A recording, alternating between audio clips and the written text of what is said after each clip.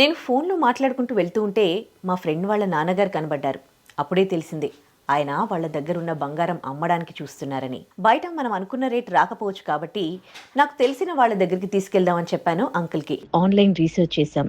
అందులో top Google రివ్యూస్తో 8,000 happy కస్టమర్స్తో వీ గోల్డ్ ఉంది. అంకుల్ టెన్షన్లో ఉన్నారు ఏమవుతుందో అని.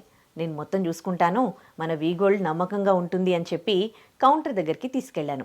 అంకుల్ దగ్గర ఉన్న బంగారం ఎన్ని గ్రాములుందో, ఏ క్వాలిటీ ఉందో అన్నది మొత్తం చెక్ చేశారు.